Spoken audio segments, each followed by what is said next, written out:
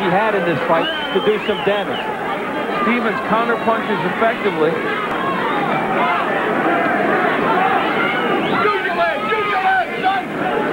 There you see the angles by Stevens. Jab, then moves to the side. There is blood from underneath the right eye of Hughes. Gashed it open, and it's swelling as well. So that's the problem. Good right hand by Stevens and a left hook by Anthony Stevens. He is ripping James Hughes apart as Hughes comes in. Great counter punching by Stevens. The angle punching has been his ticket so far. The subtle movement, and when he gets Hughes coming in, Hughes is absolutely wide open. Again, Anthony Stevens landing the jab and a straight right hand as he moves away. And that gash underneath the eye of James Hughes looks bad, as does the swelling, and Stevens goes after him here in round 2.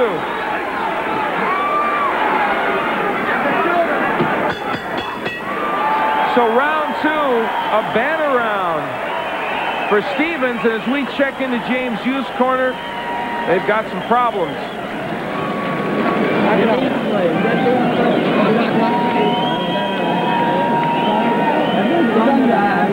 It's on the line. Please don't over.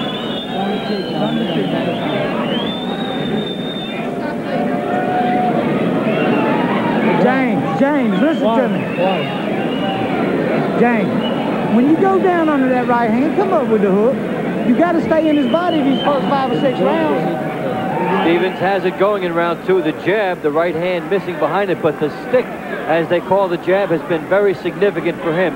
Stays on the outside, the jab setting up his overhand right. He timed that one perfectly. And again, by showing the left hand, he's able to land the right. And typically of Anthony Stevens, he comes back with another punch after the right hand. We head into round 3. This one is scheduled for 12 for the USBA welterweight title, which is held by Anthony Stevens. It was on the left of your screen. James Hughes, 29-year-old from Mobile, Alabama, wants the title, and instead, for all his aggression, he is getting counterpunched continuously. Look at the punches in round 2. Stevens well over 50%. And that's in basically a counter-punching mode throughout because Hughes keeps coming in. Stevens is waiting for Hughes to totally commit himself in that straightforward attack, and then he opens completely up. And there are better ways to fight Stevens' speed than Hughes is showing. He's leading recklessly. He's got to get down low, cover himself up, and pound the body. Don't pay such a big price to get inside.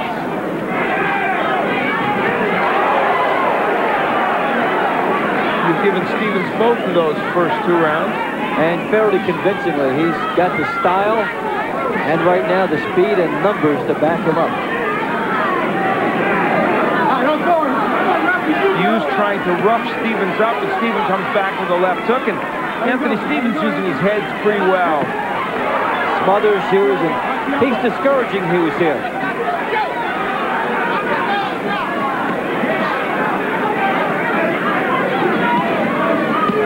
Stevens working the left hook there to the body. Anthony Stevens opening up the cut again underneath the eye of Hughes.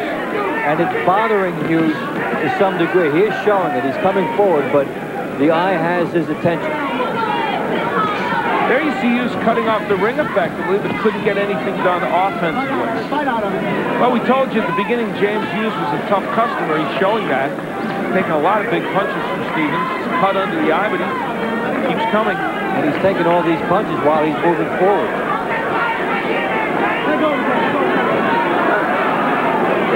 And when he gets close enough, rather than allow him to go to the body, Stevens smothers him. So basically, it's at least a standoff on the inside. On the outside, Stevens is king. Under a minute left to go in round 3 in this 12-rounder. And Anthony Stevens having things his own way. There you see him land a jab. Keeping things on the outside, Stevens effective. Again, the right hand gets home. Able to land and then move. Hughes only able to move straight ahead.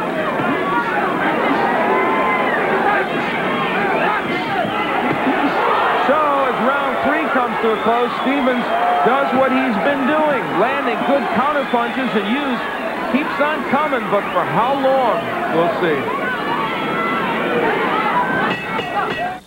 Hughes will do the work here, but it will be Stevens who gets paid. Hughes is showing the aggression, but Stevens lands the big left hook. Well, that's the way it's gone through the first 3 rounds of this match. We're into round 4. James Hughes, the fighter who is attacking, he's on the right of your screen and the left of your screen in the black trunks also, Anthony Stevens. Stevens is putting his USBA welterweight title on the line. That is what James Hughes is after. Yet another great round for Anthony Stevens.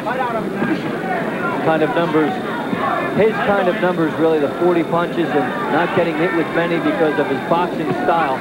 Hughes is still there and game, trying to make this an inside fight. Should Stevens make a mistake, Hughes would make him pay pretty dearly. He's cutting off the ring pretty well still. And in the first round or 2, when Stevens was laying on the inside and grappling with him and wrestling and letting the emotion of the crowd in the moment get to him, that has all changed now.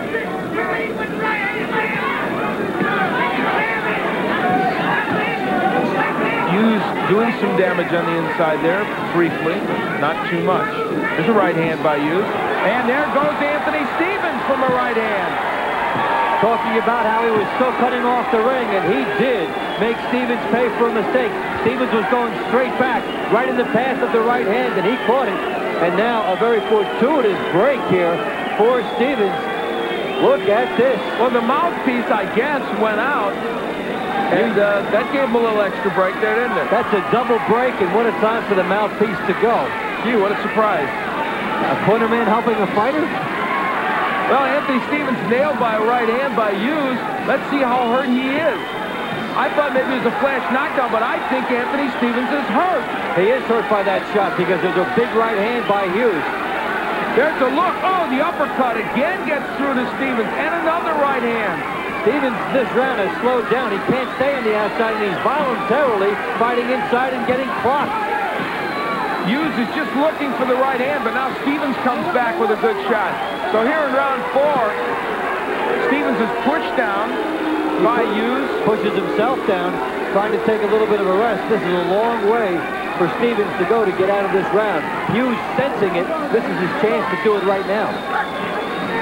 So Stevens down here in the round, stunned, maybe getting his equilibrium back. We'll see.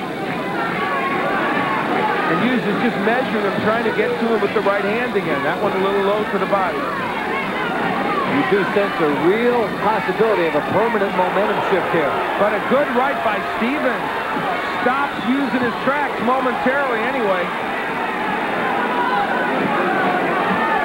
Well, James Hughes was waiting for this moment. He found it. How much can he build on it?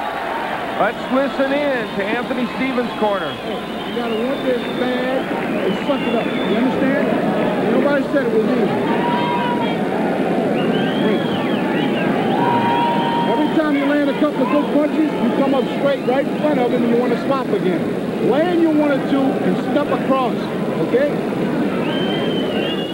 Hughes gets his moment. Watch Stevens going straight back, and he catches the shot. Actually, behind the ear, it looked like the equilibrium punch, and that's why he got up very dazed. And right after that, he got the help from his corner with the mouthpiece out. A double break. But all these goddamn people, you hear me? You can take no easy way out. That's Les Finano talking. You gotta be smart. Step to the side. Yeah, step to the side. Get shared to the side. You the man. You can do it.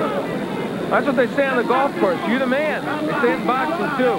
There's the cut under the eye of Hughes.